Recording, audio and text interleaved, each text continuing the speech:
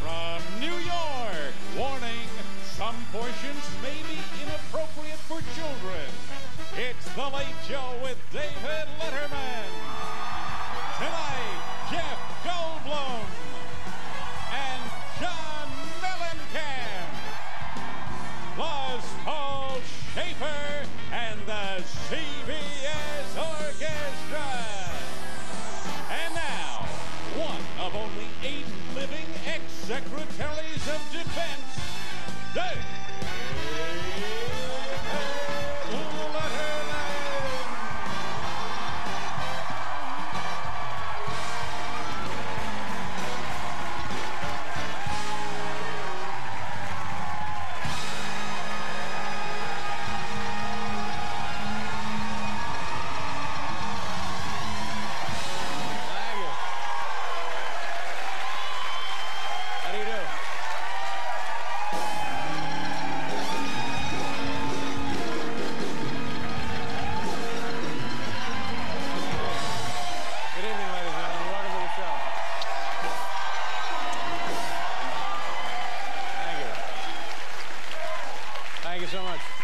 By the way, ladies and gentlemen, that ovation was nearly an impeachable offense. You know what I'm saying?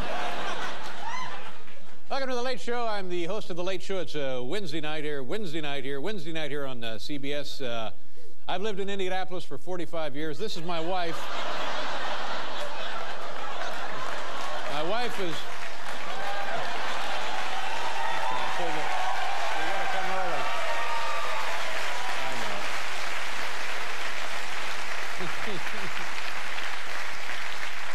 But I know a lot of this stuff doesn't make any sense to you folks at home, but you got to get here early. You know what I'm saying? Oh, man. Hey, you know who was on the show last night? Five-time senator from Kansas, Bob Dole. And after the show, yeah. And I want to tell you something. If I look tired and a little more haggard than usual, I went out right after the show with Mr. and Mrs. Bob Dole, Bob and his wife, Elizabeth Dole. And I want to tell you, this Bob Dole is quite a guy. I bet you he knocked back 8 rum and Viagras. I am Bob Hope. I am Bob Hope.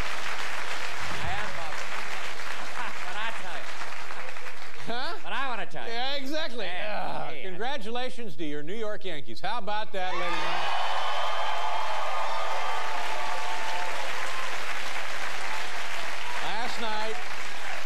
Last night, the Yankees on their way. It's a machine. It's a juggernaut. They will not be denied. They will not be thwarted. The Yankees on their way to the World Series last night defeated the Cleveland Indians 7-2. Rough crowd. What a, yeah, rough crowd. The game was delayed for a couple hours because the crowd, the fans, would not let UN weapons inspectors in. Kind of stupid, isn't it?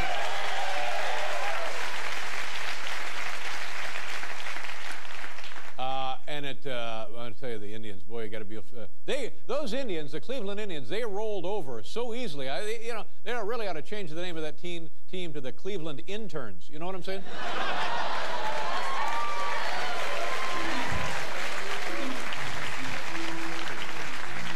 Are you folks enjoying the impeachment hearings on television? Enjoying the impeachment hearings? Pretty nice, yeah. The Republicans, they're like bulldogs now. They're not going to let this thing go. They're developing quite a case against Clinton. Here's the charges now they're trying to get pushed through against Clinton. Obstruction of justice, perjury, and kidnapping an East Side socialite. Did you know that? Yeah. Did you? Huh? I don't know.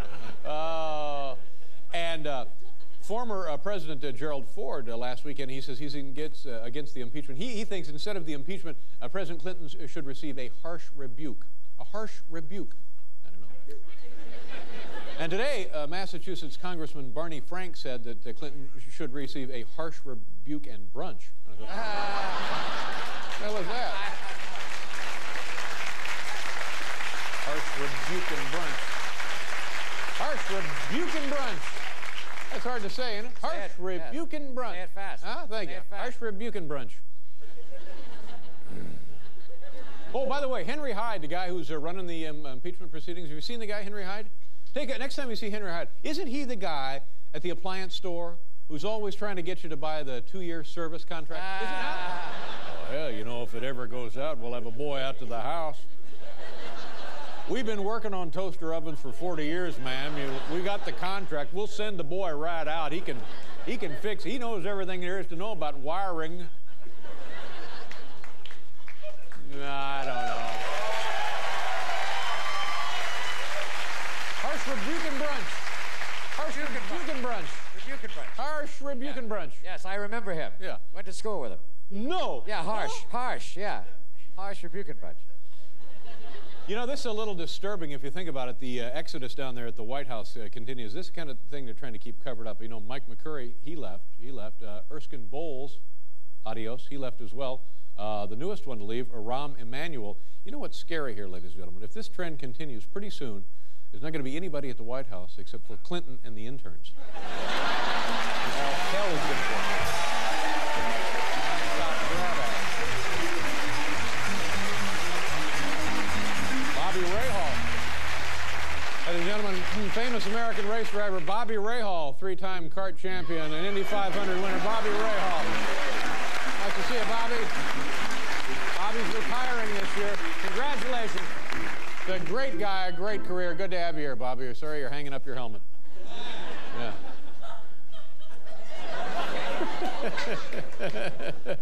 Hey, I want to tell you something, ladies and gentlemen. I don't know what you heard outside. I don't know what you heard on the street. I don't know what the kids out on the street were telling you. We got a great show tonight. It happens occasionally, and tonight's the night. What's the matter with you? What are you laughing at? What? What's the matter with you? Huh? What's the matter with you? Are you all right? What are you laughing at? Are you all right? What's the matter with you? Are you all right? Okay. Sonny, have you thought about long pants? Huh?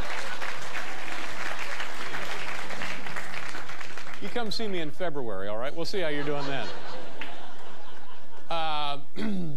On the show this evening, this guy's a very entertaining, very talented actor, and a nice man to have on the show. Lovely guy, yeah. Jeff Always, Goldblum yeah. will be joining us here this evening.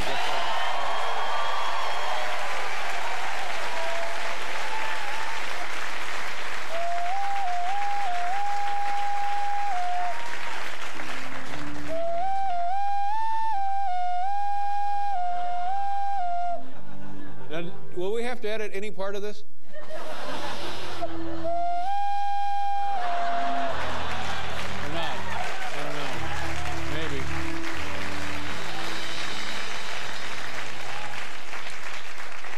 The thing I love about that is it's juvenile and you people applaud. That's just great. I'm right there with you, dude. John Mellencamp is the other guest on the show. Oh, stay for it, ladies and gentlemen.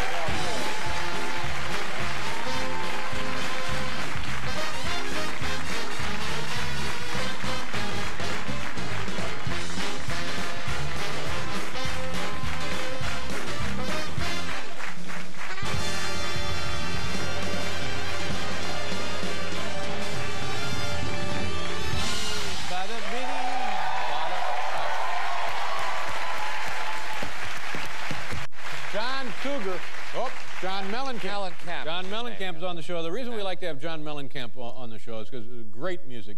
Represents a terrific career in popular rock and roll music.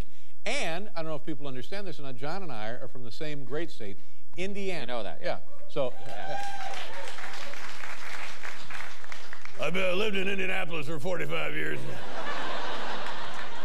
My wife actually only lived there a weekend.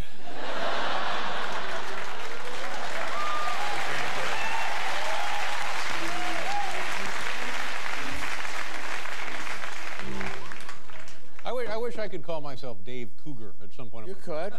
Dave Cougar? Dave Cougar Letterman. Yeah, you think so? Yeah, absolutely. Kind of catchy. I kind of like that. Well, he ain't John Cougar Mellencamp. Not anymore. John Mellencamp. Yeah. Right. You know, we've been on the air for, oh gosh, Paul, how long have we been on It's the air? over 16 years now. Yeah, 16, 17 years. And, yeah. You wouldn't feel that way if you'd been sitting here. Oh. But I was thinking about the show here at CBS. We've been on the air for 5 years here at CBS, or what's left of it, certainly. And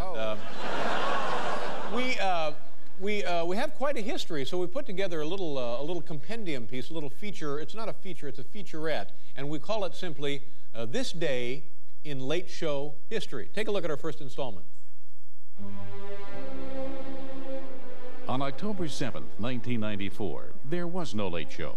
It was Saturday. How's this? It's pretty good, huh? Not bad.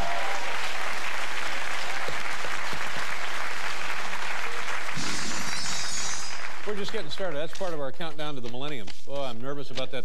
Nervous about that millennium. What if we can't get the computers to go to 2000? Oh, I know. What then happens? We're screwed then. What would be so hard about that? I don't know. It seems like those geniuses, that Bill Gates, that panty waist. Yeah. Like that boy. They should be able to figure it out. Like that boy had to figure it out with a Micro Windows 97 or whatever the hell he was. Micro Windows, yeah. Waste all that time suing the government. He ought to be worrying about them 000 probably. Yeah.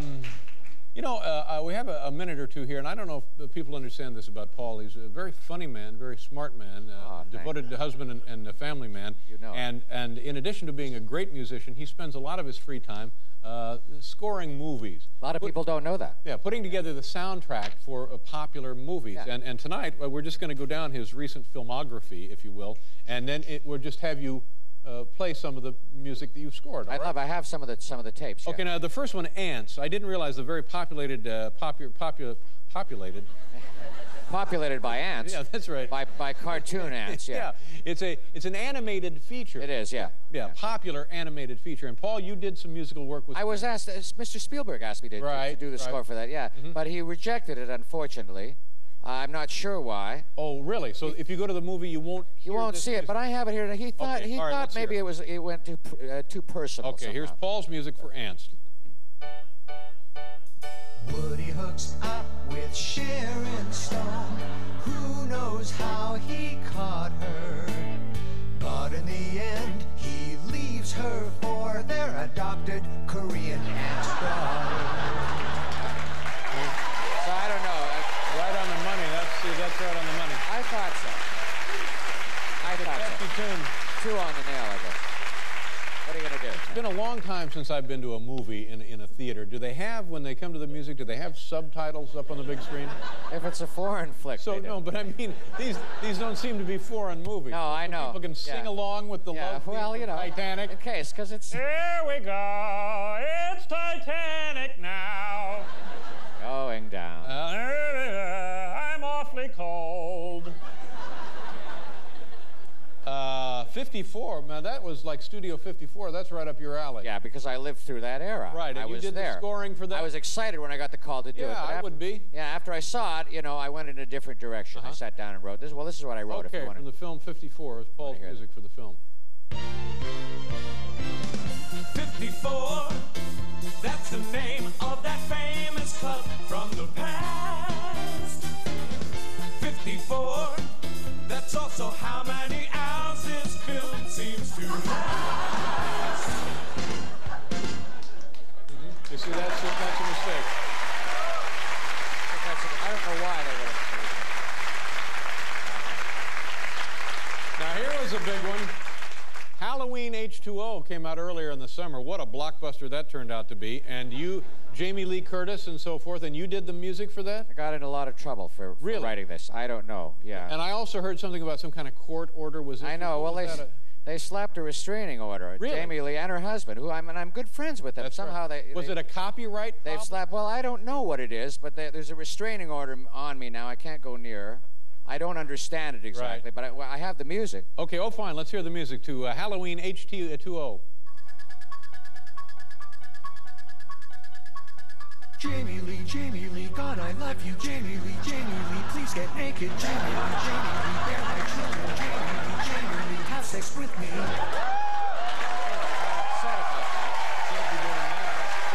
Just artistic, you know.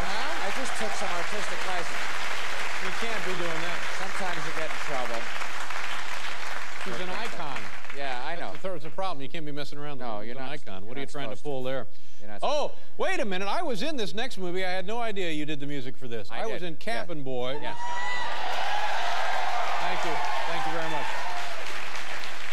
What? You scored the whole movie? I did, yeah. Well, you may not have heard this music in the film, but I mean... Paul Schaefer, here's the work he did for Cabin Boy, ladies and gentlemen. Yo ho ho and a bottle of rum. Who'd have thought that Letterman could look so dumb? Yeah, I didn't. Well, that's an insult, isn't it? Not at all. No, I meant it with love and respect.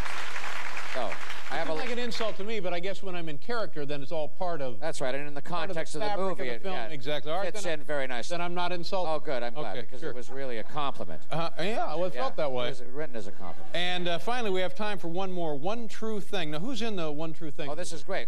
Who's in this film? Who is in it? I have no idea. I'm not sure. I didn't do the music for that film. Yeah, I did it. Who's in that? Sometimes you just... Huh? Meryl Streep, I'm told now by the staff. She's wonderful. Yeah. She's wonderful. And this they actually did use. The love theme. They used this? Yeah, the love theme from One True Thing. And Felicia sings it, actually. Oh, great. Yeah, Felicia has a beautiful voice. Yeah, very beautiful. This. Here now is the love theme from One True Thing, starring, we're almost certain it's Meryl Streep. It's a chick flick. It's a chick flick. You like it if you're female or you're gay. So we're very beautiful, Felicia. You sound beautiful. I'm excited about that. Very nice, Paul. Well, thanks for playing those. Yeah. Maybe it'll get me some work. I have a lot of respect for you, and I certainly have had over the years, but this is unbelievable. Well, congratulations. Thank you. It's a new element, a new aspect. Yeah. Well, I would think so. Work. Yeah, no. Ladies and gentlemen, when we come back, we'll have tonight's top 10 list and our good old friend, Jeff Goldblum. So come on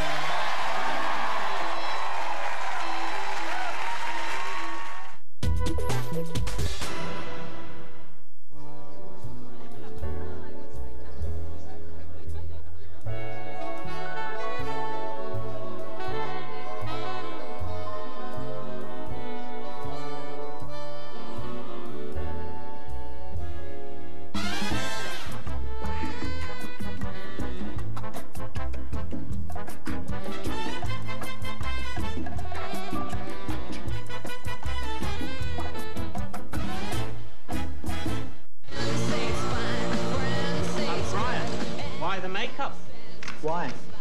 Because rock and roll is a prostitute. It should be tarted up, performed. Part of the message.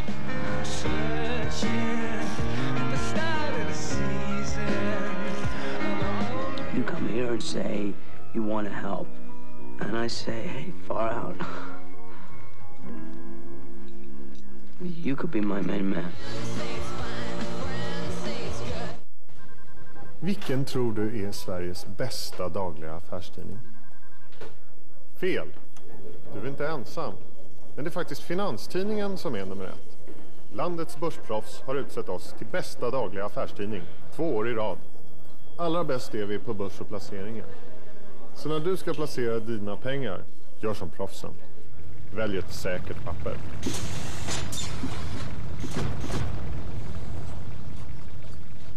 Och du får välja nu. Din fulöl med tillsatser eller äkta öl utan tillsatser. Då tar jag ju...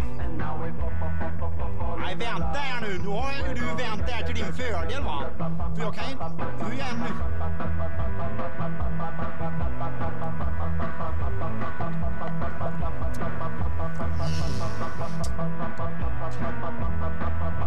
Vad gott det är.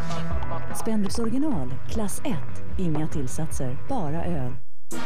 Och var fången i en värld full av fjantar,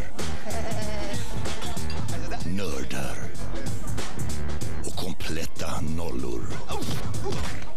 Inte undligt att hon behövde ett break. Möt Julie Benson i Raider, The Love Story. En oförglömlig berättelse om passion, kärlek och 2 bitar med krispigt kex, cola och mjölkchoklad. Finns i en butik nära dig nu. Den flirtiga pizzabagaren. Kevin Kline bedrar sin fru Tracy Allman som får mord i tankarna. In America, people kill each other left and right. It's like national pastime. Nobody gets caught. De tvingas till experthjälp. He's already dying. All you have to do is finish him off. If we're gonna waste the dude, We ought to get paid for it. Se Jag älskar dig till döds ikväll 20:45 på ZTV.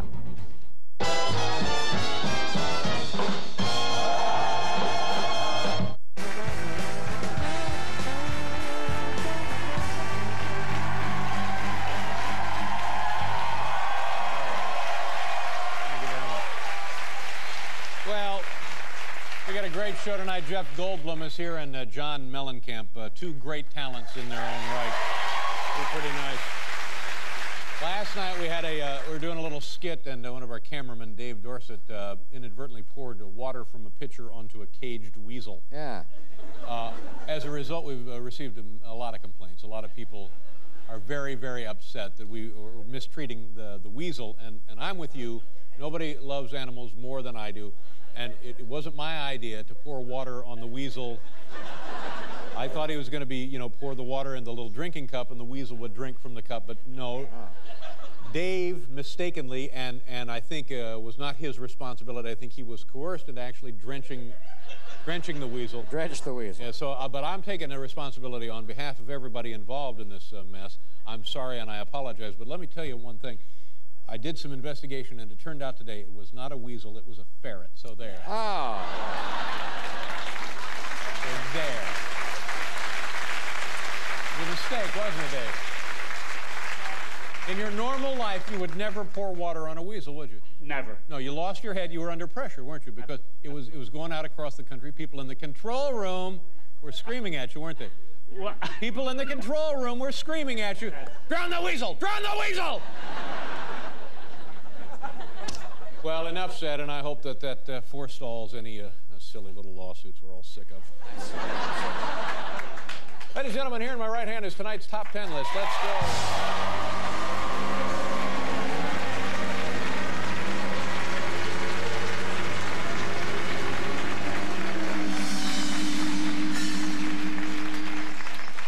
We take very good care of the animals on the show. Always do, yeah. A mistake. We made a mistake. We won't be watering a weasel ever again.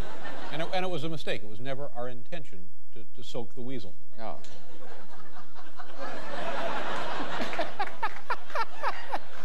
Doesn't that mean something when you soak the weasel, doesn't it? Well, something. And after the show, I'm sure that we drained the weasel off. No, we dried the weasel. That's what I meant. Yeah, we dried him. We dried him. Matter with you. From the home office in Wahoo, Nebraska, top 10 signs times are tough at Disney. Top 10 signs times are tough at Disney. Walt Disney, this huge conglomerate, this global mega corporation that controls and dictates culture not only in North America but all around the planet, turns out that they're having some financial problems, that they're not doing as much business or business as they hoped they might. And you can't tell. I went down to Times Square to buy one of those Mickey Mouse T-shirts, and yes, $40. Really? That's what they're getting? Yeah. Really? Not bad for a T-shirt. No. Top 10 signs times are tough at Disney. Here we go. Number 10. Pluto rides the monorail all day, bugging people for change. Number 9. Dumbo the elephant now thinner than Ally McBeal. Number 8. They can't even afford to buy pants for Donald Duck. Number 7. Huey dead, Louie dead, Dewey rehab. Number 6. To earn a few extra bucks, Minnie has been interning in the Hall of Presidents. Number 5. Now paying Korean animators $1.75 an hour instead of $1.85 an hour. Number 4. Rumors are they may have to sell Florida. Number 3. Scrooge McDuck received government-arranged bailout after his hedge fund collapsed. Number 2. They smashed Walt with a sledgehammer and sold him his party ice. And the number 1 sign, times are tough at Disney, M-I-C-K-E-Y-B-R-O-K-E.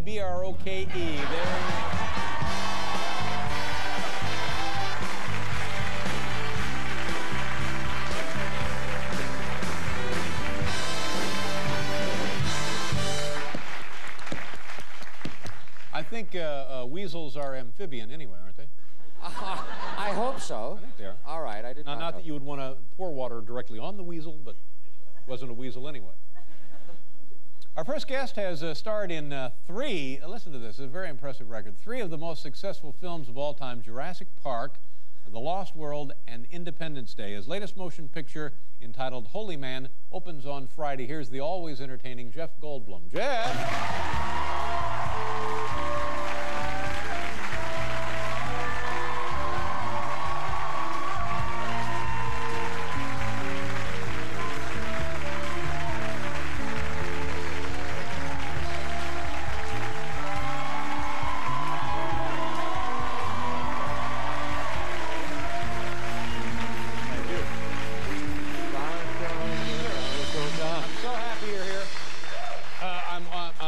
happy you're here. I wish every night could be Jeff Goldblum night here because I find you fascinating. I find you interesting. I find you provocative. I find you enigmatic. You're a human conundrum. I love having you on the show because there's always something good going on. Good to see you. Thank you. So good to see you.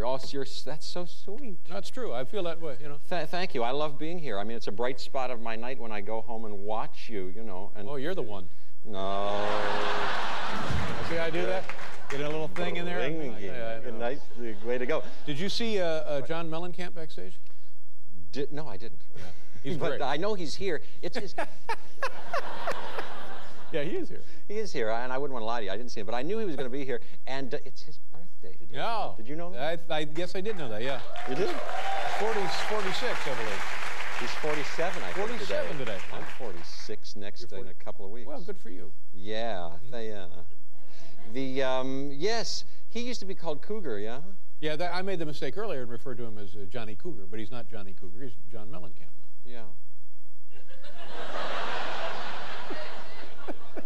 Should I put a cougar in my name? Please do. Please do. Put a weasel in your name. See what happens. Thank you. I feel so good at being here. You know, I had a dream last night. Let's hear what it is. Go on, tell me. Yes. No, this is absolutely true. Right. I dreamed about, I was like on a movie set with all women, strangely enough, and it was kind of lunch, it's true enough, and kind of lunchtime, and there was a griddle going, and they were making hotcakes. Oh, boy. And they looked so good, and I called them oat cakes, or they called them oat cakes, or they were known as oat cakes, and I said, oh, and they said, you want something? They gave them to me on a paper plate, I remember, but they were so good, and I ate them up. They were the best things I'd ever eaten. Wow. And yeah. Now, what do you suppose? What do you suppose? Is there meaning to that, or is it just random neurons firing? Well, probably a little of both, but I imagine that I started to think about it in the morning as I remembered it, and I thought, well, gee, this is a good sign because I'm going, and the big event of the day, of course, is this event. I thought about it, planned for it, and all this, and I thought, gee, on your show, isn't hotcakes a very funny, you know, thematic, reoccurring thing? And I thought, perfect. There's something perfect and right about this. Yeah.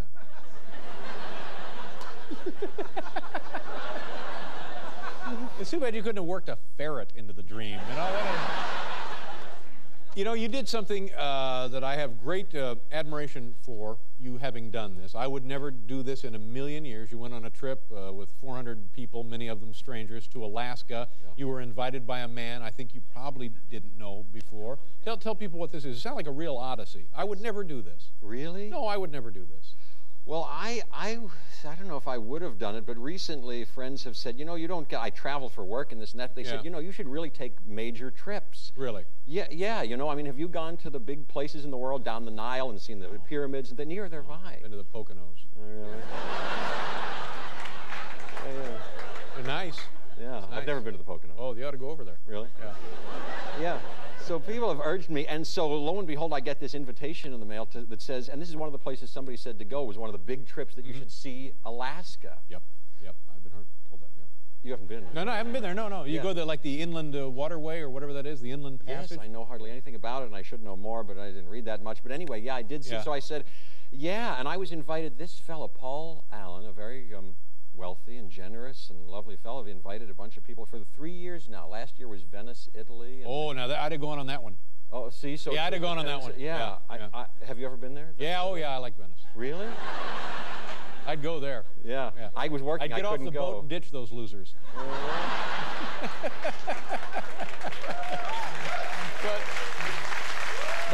I'll tell you all about it. But tell people who this guy is. He's Bill Gates' little buddy, isn't he? Yeah, little buddy. It's not like the Gilligan and the skipper. But yeah, I think they did something together. They invented, you know. He's worth billions. This guy. I think he's very, very rich. Right. Very. And very rich. Every year he invites a group of people. Can you imagine that? Like 400 people. Yeah, invites them and flies them up. From walk of life. Disparate walk of life. Yes. Yes, that's right. From like there's a chartered plane from Los Angeles, and all those movie and showbiz types, and then from New York and from London and from Seattle, where he's from, and all sorts of people go up. And this year it was they flew us up to Juneau, Alaska, and then they got, and it was all secret, like who's going to be there? Well, I don't know if I want to go. No, I don't like that. They wouldn't tell you who was going to be there. I want to hear more about this. Hang on right there. Hang on right there. We'll get you some oatcakes. We'll be right back here with our good friend, Mr. Jeff Goldblum, ladies and gentlemen.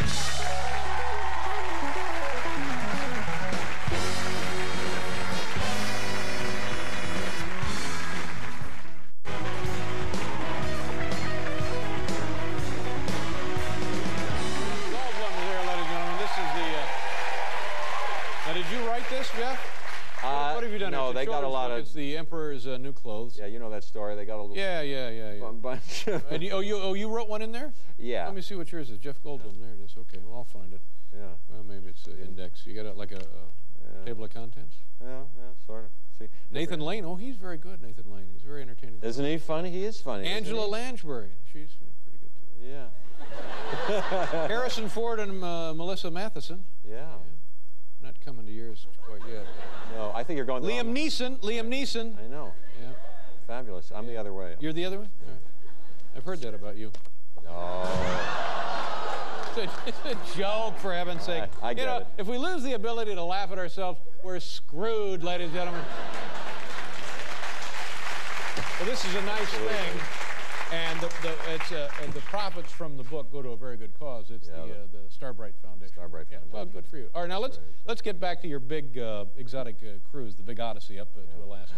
Amazing. Yeah. Fellini-esque. Really? I think so. 400 people, you and 400 400 people. The invitation, first of all, I mean, you've gotten invitations from fancy friends, and one tries to outdo the other. This was, I'd never had anything like this in my life. What arrived in the mail was kind of a suitcase, a small suitcase, leather thing. Yeah. And you open it up and take more things out with paper and stuff. And it was all that. Please come to the thing with a brochure for all these. Intriguing.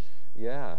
Very intriguing. And plus, you got in this thing a totem pole. An unpainted totem pole, and they said, paint this, decorate it, because on our last night we're going to have a Native American potlatch. No.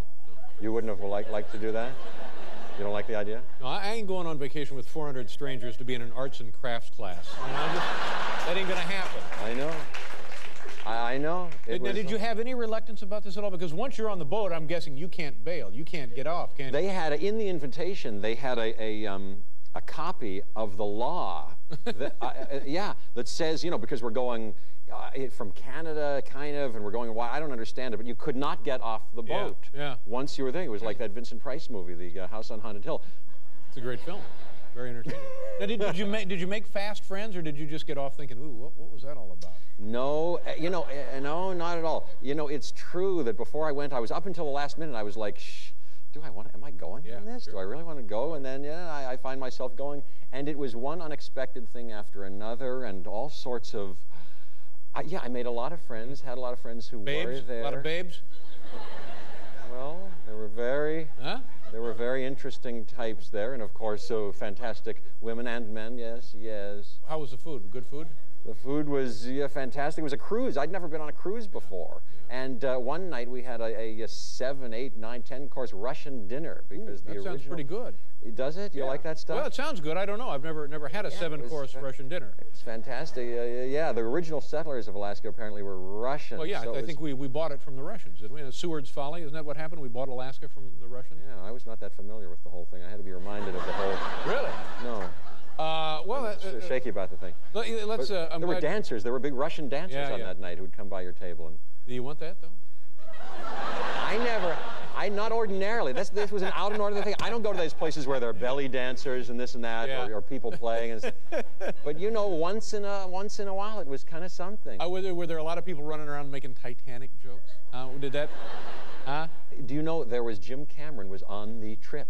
Ooh, yeah. All manner of many Hollywood directors, and he was there. And one day we had, they got us all, 400 people. They had to get us in groups of 10, 12, and get us to different lifeboats and give us this lesson. Yeah, yeah. And we all had our vests on and everything. So he was there, yeah. You know, if it were me, if I would do that, and I wouldn't be on that, but just to keep from going crazy, I would get all 400 people one day, you know, like at noon, right after lunch. Yeah, right after lunch would be perfect. Get them all over to one side of the boat. Just see if you could get it to tip a little.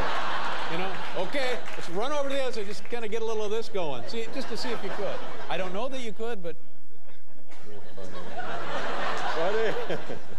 Listen, this movie, Holy Man, you and Eddie Murphy and Kelly Preston. Yes, yes. And you play the guy, the TV magnate who hires the Holy Man? Yeah, kind of. I work on a home shopping network, and I'm kind of in trouble, but I'm a good-hearted fella, and I fall in love with Kelly Preston, and the Holy Man comes into my life, Eddie Murphy, and at first I don't think much of him, and I put him on the air because my job is in great jeopardy, and much hilarity ensues, and many good... There's a place around. That's right. It's a great cast. Great cast. Looks very funny to me, yeah. Thanks, I think it is. Listen, Jeff, it's been good to see you again. What can I do for you? Anything else? No, I'm fine. I'm fine. Good, good. I'd like to see you in about 6 months for a cleaning, and that's all. Here it is. Jeff Goldblum. We'll be right back with John Mellencamp.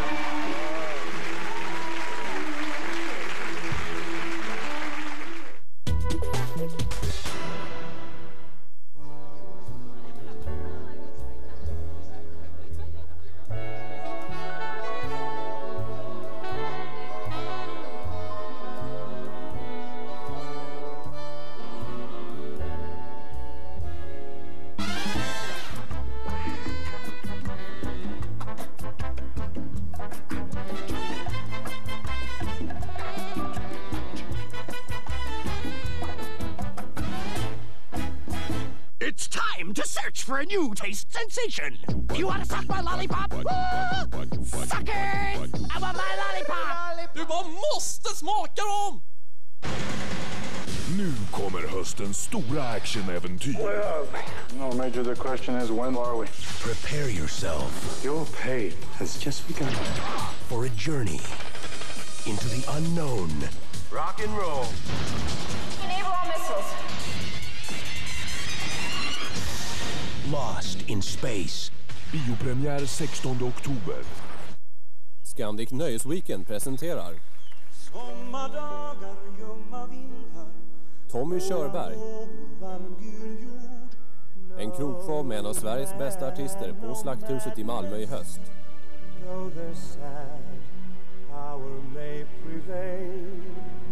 För biljetter ring 040-711-11. För hotellpaket ring Scandic Nöjesbokning 08 610 50 50. Var med i ZTVs och Sanders Lost in Space-tävling så har du möjlighet att vinna fina priser. Gå in på www.sanders.se så får du veta mer.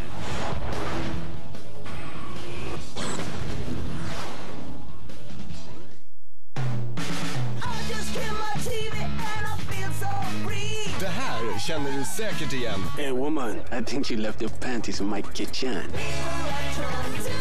Bandet heter The Cooks. Singeln heter Too Much of Nothing. I'm Brian. Why the makeup? Why? Because rock and roll's a prostitute. It should be tarted up, performed. Part of the message.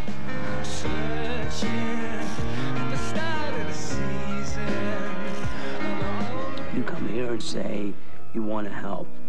And I say, hey, far out. You could be my main man. Han har en dejt med Rosanna Arquette. I feel so excited. I don't know why. I really just want to get home. Men frågan är om han någonsin kommer att komma hem vid liv. My life is in serious danger. So what? What'd you do to her? En svart historia i regi av Martin Scorsese. Marcy. Oh, Jesus. Not my fault. Oh, God. I didn't do it. En natt i New York, lördag 20:45 på ZTV.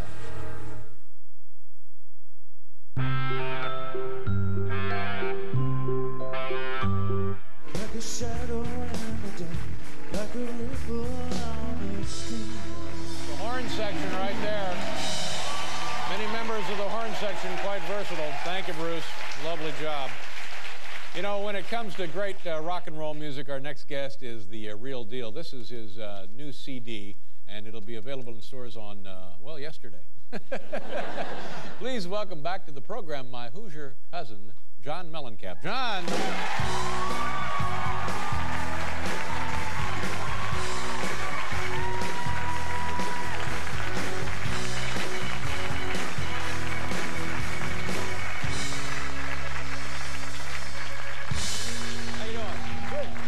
You know, like Jeff Goldblum, over the years, you've been very nice to us. You've been very generous with your time. You've been on the program many, many times whenever we would ask special occasions, anniversary shows and stuff, and I really appreciate it. And as I get older, the fact that you and I are from Indiana starts to really, you know, you think about that. It means something to me. Does it mean anything to you that you and I are from the... Yeah, there's a kinship here, isn't there, Dave? I think so. Yeah, I think so, because... I think it's a good thing. Yeah. You love Indiana. You still have a home there, don't you? Yeah, I still live there. You live there year-round? Well, you know, I'm lucky enough that if I get kind of trapped in there, I can take off. But, you know, it's nice to sleep in your own bed. Right. and what is your life like in, I would guess by now, you're just one of the guys. You're just John, and you see the guys here, and you see the people there, and it's not like tour buses coming by your house. No.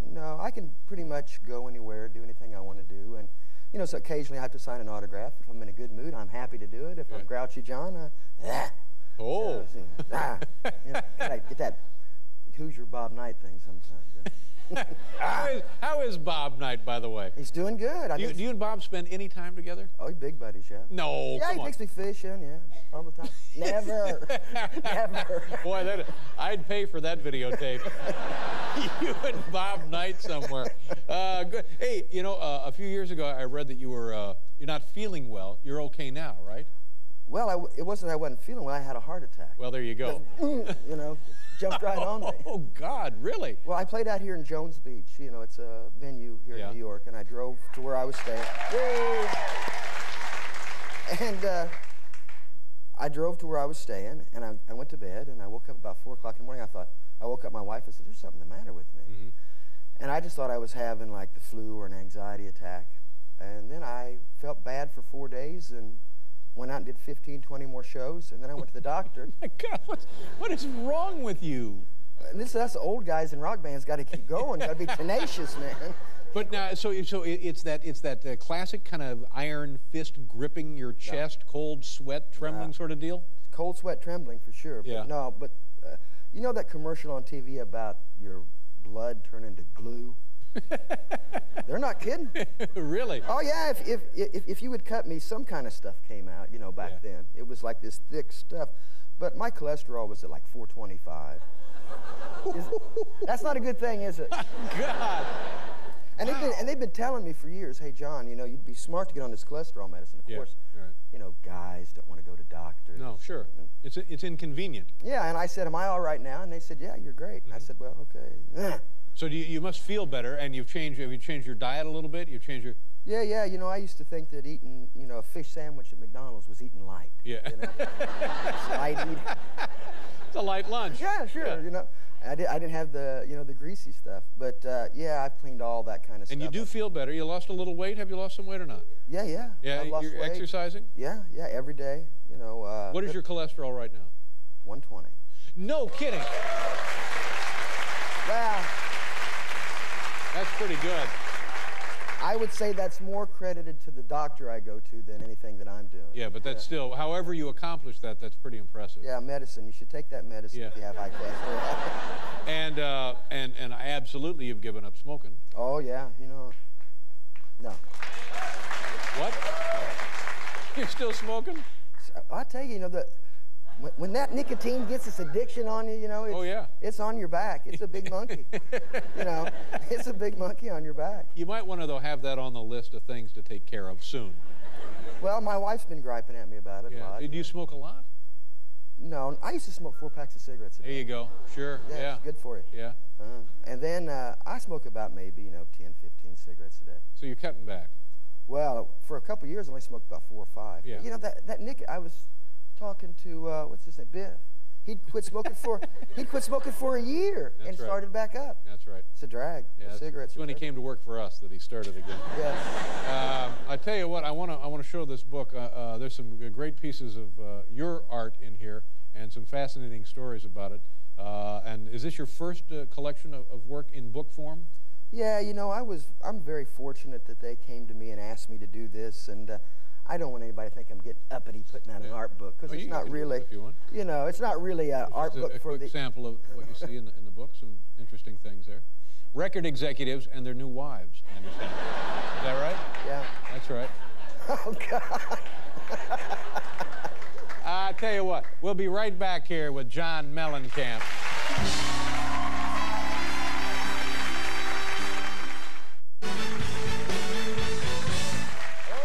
And now, ladies and gentlemen, with a new song from his brand new CD, John Mellencamp. Kids.